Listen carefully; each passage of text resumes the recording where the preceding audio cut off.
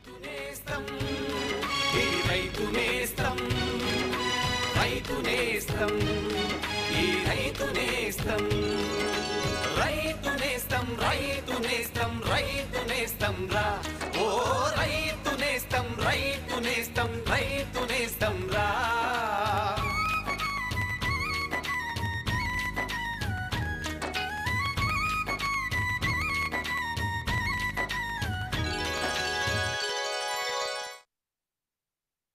పచ్చని పల్లెసీమలు దేశ సౌభాగ్యానికి ప్రతీకలు. పల్లెను పచ్చదనంతో నింపి కర్షకుని లోగిళ్లు ధనధాన్యాలతో తులతూగేందుకు అనుక్షణం రైతన్నకు చేదోడు వాదోడుగా నిలుస్తున్న రైతు నేస్తం కార్యక్రమానికి స్వాగతం. ఈనాటి కార్యక్రమంలోని ముఖ్యాంశాలు: వరి కోతలు, నూర్పిడిలో తీసుకోవాల్సిన జాగ్రత్తలు, కందిలో సస్యరక్షణ, ప్రత్తి తీత, మార్కెటింగ్లో పాటించాల్సిన మెళకువలు, పాడి పశువులలో గర్భకోశ వ్యాధులు చికిత్స మొదలైన అంశాలుంటాయి. ఖరీఫ్ వరి కోతలు జరుగుతున్నాయి. పంటకాలమంతా శ్రమించి దిగుబడిని పొందే ఈ సమయంలో కోతలు, నూర్పిడి విషయంలోనూ సరైన మెళకువలు పాటిస్తే ధాన్యం వ్యర్థం కాకుండా నాణ్యమైన ఉత్పత్తులను సొంతం చేసుకోవచ్చు.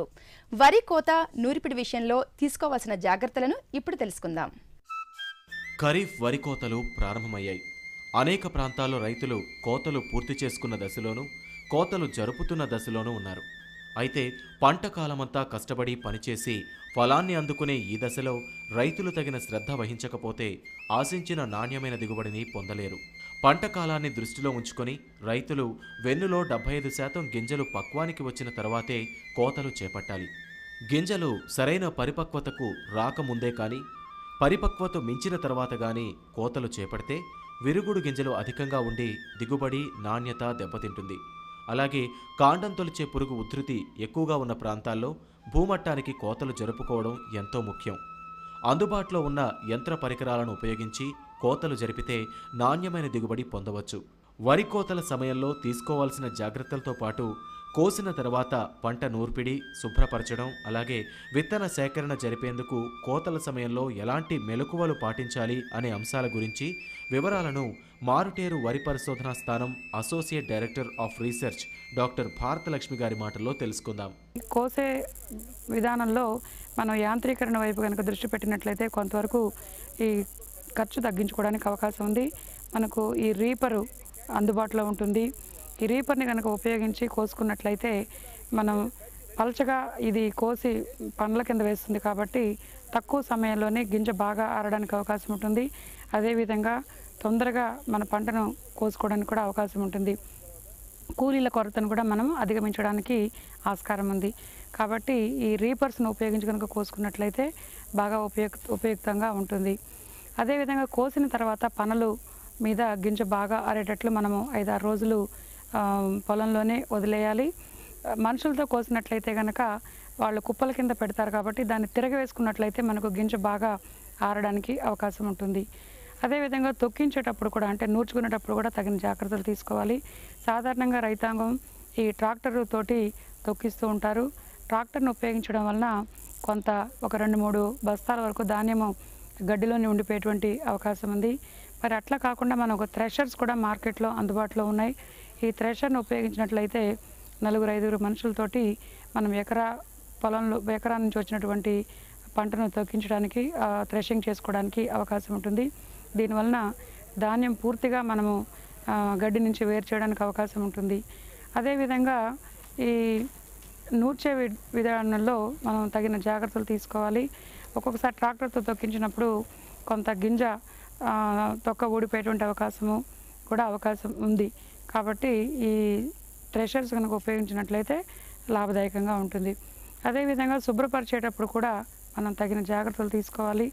మనకు సాధారణంగా ఈ ఫ్యాన్ విన్నోయర్స్ లేదంటే పవర్ టిల్లర్కి అటాచ్ చేసిన విన్నోయర్స్ ద్వారా శుభ్రం చేస్తూ ఉంటారు. ఈ పద్ధతిలో చేయడం వలన మనకు ఈ దుమ్ము, ధూళి, తర్వాత మట్టిగడ్డలు అలాంటివి పూర్తిగా వేరు చేయడానికి అవకాశం ఉండదు. అలా కాకుండా మనము ఈ శుభ్రపరిచేటువంటి యంత్రాలు కనుక ఉపయోగించినట్లయితే, క్లీనర్సు వీటిని ఉపయోగించినట్లయితే ఈ దుమ్ము, ధూళి, మట్టిగడ్డలు వేరే ఈ శుభ్రమైన ధాన్యాన్ని మనం పొందడానికి అవకాశం ఉంటుంది. ఆరిన తర్వాత, శుభ్రం చేసిన తర్వాత ఈ ధాన్యాన్ని బాగా ఆరబెట్టాలి. లేనట్లయితే సరిగ్గా ఆరకుండా కనుక పెట్టినట్లయితే ఈ ఫంగస్ డెవలప్ అయ్యి గింజ నాణ్యత దెబ్బతినేటువంటి అవకాశం ఉంది. కాబట్టి గింజలో తేమ 12 నుంచి 13% వచ్చే వరకు గింజను బాగా ఆరబెట్టి నిల్వ చేసుకోవడం మంచిది. కుప్పలు వేసుకునేటప్పుడు కూడా రైతులు ఈ పనులు బాగా ఆరిన తర్వాత కనుక కుప్పలు వేసుకున్నట్లయితే గింజ పాడవకుండా ఉంటుంది. మన పంటకు కావాల్సిన విత్తనం అంటే తర్వాత కాలానికి వేసుకోవడానికి కావాల్సినటువంటి విత్తనాన్ని మనము సేకరించుకునేటప్పుడు మనం కోత కోసే ముందుగా కేళీలు ఏమైనా ఉన్నట్లయితే వాటిని పూర్తిగా ఏరివేసి, అదేవిధంగా ఈ బార్డరు కొంత మేర ఒక 2-3 మీటర్లు వదిలేసి కనుక లోపలి ఉన్నటువంటి భాగాన్ని విత్తనానికి వేరుగా కోసేసుకొని పక్కన నూర్చుకోవాలి. మిగిలిన భాగాన్ని విడిగా నూర్చుకున్నట్లయితే మనకు కావాల్సిన విత్తనాన్ని మనమే తయారు చేసుకోవడానికి అవకాశం ఉంటుంది. ఈ విధంగా వరి కోతలు చేపడుతున్న రైతులు కోతలు, నూర్పిడి సమయంలో సరైన జాగ్రత్తలు వహిస్తే శ్రమకు తగిన ఫలితాన్ని పొందటమే కాక మార్కెట్లో మంచి ధరను పొందవచ్చు. రైతు నేస్తం.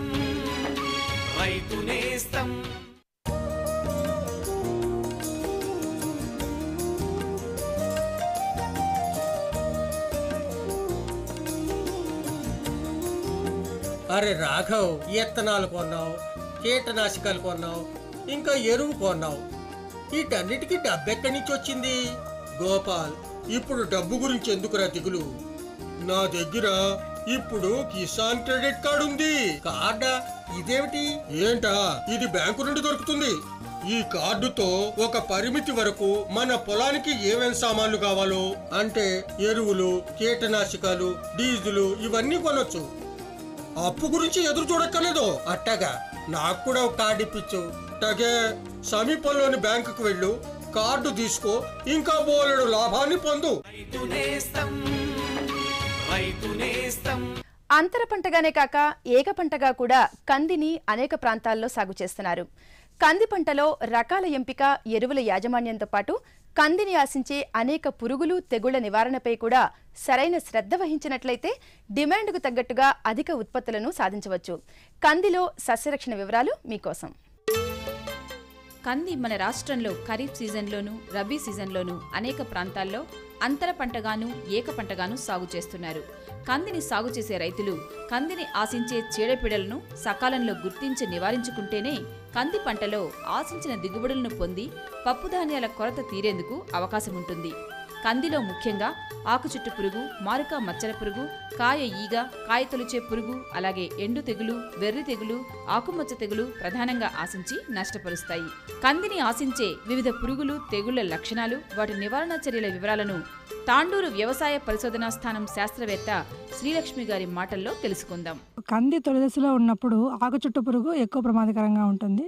దీని నివారణ కొరకు మనం క్లోరిపైరిఫస్ కానీ 3 ml 1 లీటర్ నీటికి కలిపి, దానితో పాటుగా డైక్లోరోవాస్ అనే మందును 2 ml 1 లీటర్ నీటికి కలిపి పిచికారీ చేసుకున్నట్లయితే వారానికి 2 దపాలుగా మనం ఈ చీడ నుంచి మనం పంటని కాపాడుకోగలుగుతాం. లేనట్లయితే అది మొత్తము లోపల గుబురులో చుట్టుకొని ఉండి లోపల పత్రహరిత మొత్తం తినేసి చెట్టుని మూడు వారుస్తుంది అనమాట. మొగ్గ వేసే దశలో మాత్రం మనం మారుకా నుంచి జాగ్రత్త చేసుకోవాలి పంటని. ఈ దశలో ఉన్నప్పుడు ఇది మొత్తం మొగ్గ అంతా తినేసి మనకు ఏ పువ్వు లేకుండా చేస్తుంది అనమాట. దీని నివారణ కొరకు మనం తొలి దశలో అయితే క్లోరిపైరిఫాస్ 2 ml 1 లీటర్ నీటిలో కలిపి, లేకపోతే దానికి కూడా మనం కంట్రోల్ చేసుకోలేకపోయినట్లయితే స్పైనోసాయిడ్ అనే మందు ఉంది, అదే 0.3 ml 1 లీటర్ నీటికి కలిపి డైక్లోరోవాస్ అనే మందు దాంతో 2 ml 1 లీటర్ నీటికి కలుపుకొని ఒక వారం వ్యవధిలో 2 దఫాలుగా పిచికారీ చేసుకున్నట్లయితే మనం మారుకా నుంచి పంటను కాపాడగలుగుతాం అనమాట. తర్వాత కాయ తొలిచే పురుగు. కంది పంట మొగ్గ దశలో ఉన్నప్పుడు తల్లి పురుగు అంటే రెక్కల పురుగు దాని ఏవైతే మనకు చిన్న చిన్న మొగ్గలు ఉంటాయి కంది పంట మీద, ఆ మొగ్గల మీద గుడ్లు పెడుతుంది అనమాట. మనం ఆ దశలో కానీ వేప సంబంధిత మందులైనటువంటి 5% వేప గింజల కషాయం కానీ స్ప్రే చేసుకున్నట్లయితే ఆ గుడ్డు నుంచి లార్వా బయటకు వచ్చేదానికి ఒక అడ్డుగా ఒక పొర ఏర్పరుస్తుంది వేప కషాయం. దానివల్ల మనం గుడ్డు నుంచి వచ్చే లార్వా నివారించగలుగుతాం అనమాట. ఒకసారి లార్వా వచ్చిన తర్వాత కూడా మనం చిన్న చిన్న మొదలైనటువంటి క్లోరిపైరిఫాస్ 2.5 ml 1 లీటర్ నీటికి కలిపి పిచికారీ చేసినట్లయితే ఆ దశలో కూడా మనం దాన్ని కంట్రోల్ చేసుకోగలుగుతాం అనమాట.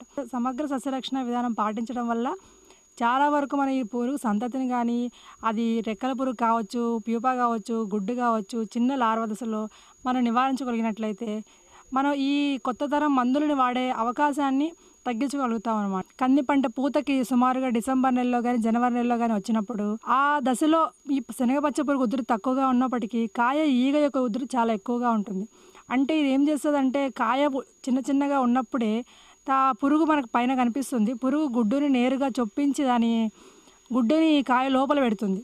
పైనుంచి చూసినప్పుడు మనం కాయ మామూలుగా ఆరోగ్యవంతమైన కాయలాగా కనిపిస్తుంది, కానీ ఒకసారి కాయ విప్పి చూసినప్పుడు లోపల పురుగు కానీ దాని యొక్క సంబంధించిన ప్యూపా కానీ ఉండి, ఇంకోటి అది మొత్తం రసం పీల్చడం వల్ల లోపల ఉండే విత్తనం శుష్కించిపోయి నల్లగా అయిపోయి చిన్న చిన్నగా అయిపోయి తాలు ఎక్కువ వచ్చే అవకాశం ఉందన్నమాట. క్లోరిపైరిఫాస్ మందు 2.5 ml 1 లీటర్ నీటిలో కలిపి దానికి డైక్లోరోవాస్ జత చేసి కొట్టినట్లయితే ఒక 2 సార్లు ఒక వారం వ్యవధిలో మనం దాని నుంచి కంది పంటను కాపాడగలుగుతాం.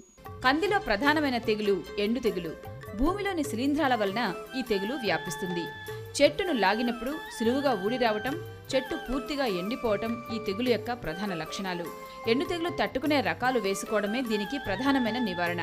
అలాగే పంట మార్పిడి కూడా తప్పనిసరిగా చేసుకోవాలి. సమగ్ర సస్యరక్షణ చర్యలు పాటించి ఎండు తెగులును నివారించుకోవచ్చు.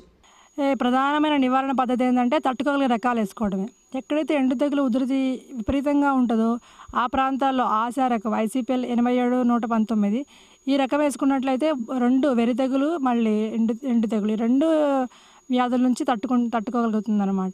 లేకపోతే చెలక లాంటి నేలలు అనుకోండి, తక్కువ సమయంలో మనకు పంట చేతికి వచ్చేటువంటి మారుతి రకం ICPM 88-63 రకం కానీ, ఈ దక్షిణ తెలంగాణ మండలానికి సంబంధించినటువంటి PRG 158 ఎండు తెగులను సమర్థవంతంగా తట్టుకుంటుంది. పంట 45 రోజులు ఉన్నప్పటి నుంచి దాని వయసు ఉన్నప్పటి నుంచి మనకి వెర్రి తెగులు సోకే అవకాశం ఉంటుంది.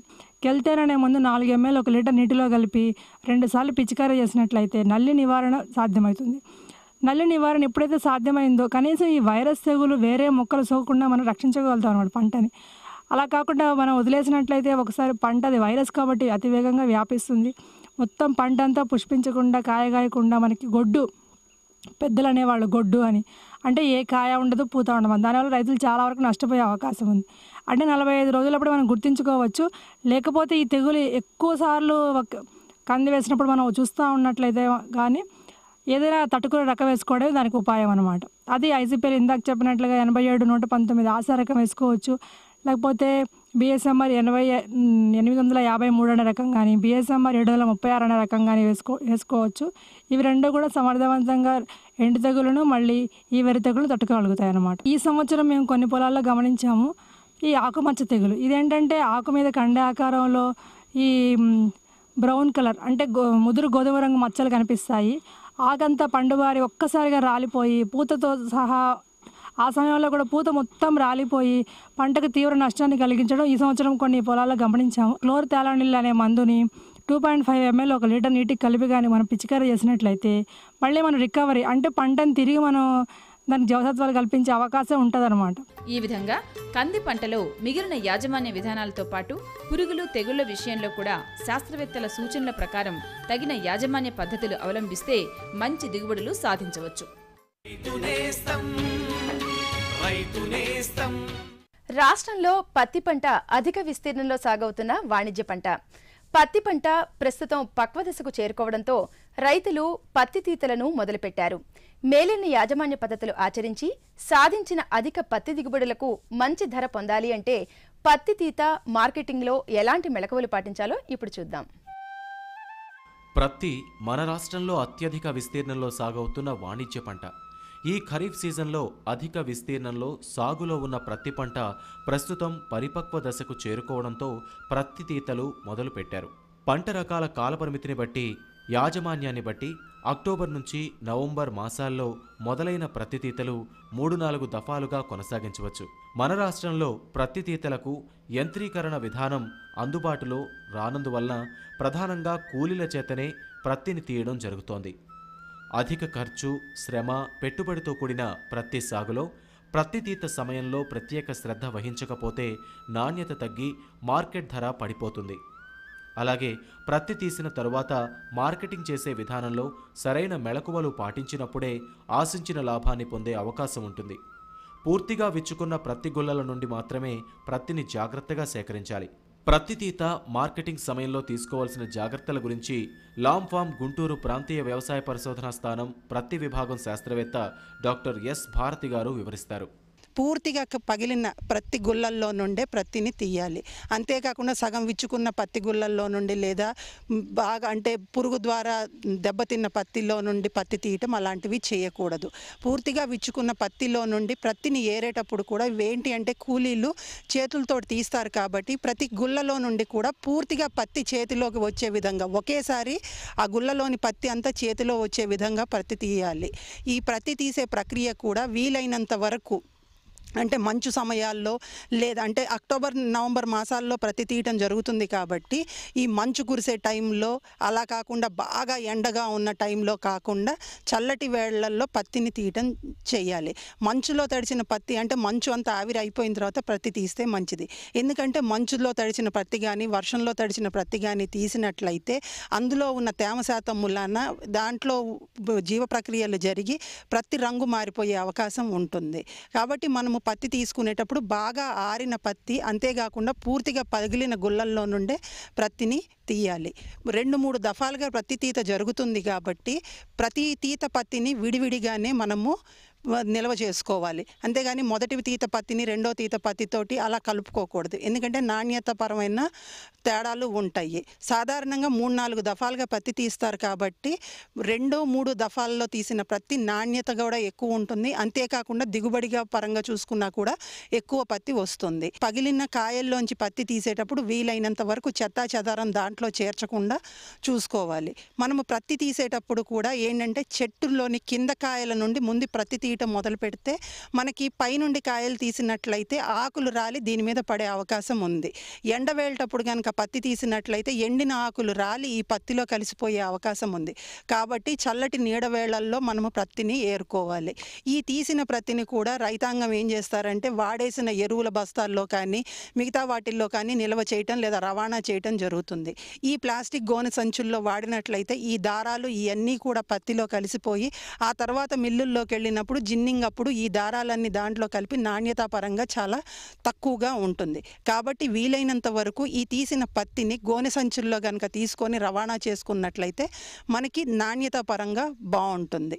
అంతేకాకుండా ఈ పత్తి ఒకవేళ ఏదైనా వర్షంలో కానీ లేదా ఇంకేదైనా ఇతరత్రా కారణాల వల్ల తడిచినప్పుడు ఈ ఏరిన పత్తిని నీడలో ఆరబెట్టుకోవాలి. అంతేగాని ఎండలో ఆరబెట్టుకున్నట్లయితే జీవ ప్రక్రియలు జరిగి పత్తిలో ఏంటంటే అది పసుపు రంగుకి మారే అవకాశం ఉంది. ఈ వర్షంలో తడిచిన పత్తిని కానీ లేదా పురుగులు కానీ వాటి ద్వారా నష్టపడిపోయిన పత్తిని మంచి పత్తితో కలపరాదు. వీలైనంత వరకు రకాలను అనుసరించి ఏ రకం పత్తిని ఆ రకంగానే మనము మార్కెట్కి తరలించుకోవాలి. ఈ విధంగా ప్రత్తి తీయడంలోనూ మార్కెటింగ్ సమయంలో నిపుణుల సలహాల ప్రకారం తగిన జాగ్రత్తలు వహిస్తే నాణ్యమైన ఉత్పత్తులను మంచి మార్కెట్ ధరను పొందవచ్చు.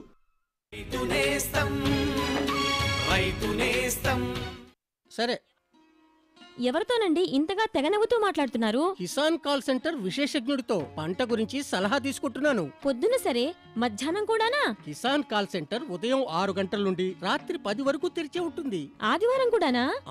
ఏడాదిలో 365 రోజులు తెరిచుంటుంది. వ్యవసాయ సంబంధిత సమస్యలకి మీ భాషలో వెంటనే సమాధానాన్ని పొందడానికి దేశంలోని ఏ ఫోన్ నుంచైనా జాతీయ హెల్ప్ లైన్ నంబర్ 1800-180-15551 పై సంప్రదించండి. పాడి పరిశ్రమాభివృద్ధికి పశుపోషణ యాజమాన్యంతో పాటు పశువుల ఆరోగ్య సంరక్షణ అత్యంత ప్రాధాన్యత వహించే అంశం. పాల దిగుబడి పునరుత్పత్తి సజావుగా జరగాలి అంటే ముఖ్యంగా పశువులకు సంభవించే గర్భకోశ వ్యాధులపై సరైన అవగాహన కలిగి ఉండాలి. ఆ వివరాలు ఇప్పుడు తెలుసుకుందాం. పశువుల పునరుత్పత్తి యాజమాన్యం సక్రమంగా ఉంటేనే పాడి పరిశ్రమాభివృద్ధి సజావుగా జరుగుతుంది.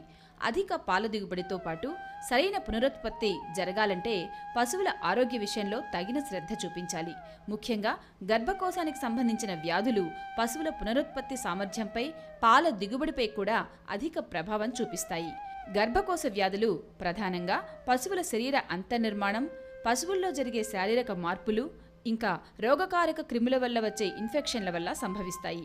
వివిధ కారణాల వల్ల వచ్చే గర్భకోశ వ్యాధుల లక్షణాలు, నివారణ కోసం తీసుకోవాల్సిన జాగ్రత్తల గురించి ఇబ్రహీంపట్నం పశు వైద్యశాల సహాయ సంచాలకులు డాక్టర్ అనిల్ కుమార్ గారు వివరిస్తారు. గర్భకోశంలో ఉండే గర్భనాళం యొక్క దాని యొక్క పొడవులో వ్యత్యాసం అంటే కింకుడ్ సర్విక్స్ అని దీన్ని అంటారు. ఇది వంకర టింకర్గా మరి జన్మ పుట్టిన వెంటనే వంకర టింకర్గా వచ్చేసి అది మరి మనం కృత్రిమ గర్భధారణ చేసే సమయంలో కానీ మరి కోడె కానీ దున్న కానీ మరి క్రాస్ అంటే దాటినప్పుడు కూడా మరి మా ఇంద్రియము గర్భసంచిలోకి వెళ్ళే అవకాశం లేదు అలాంటి కేసులో.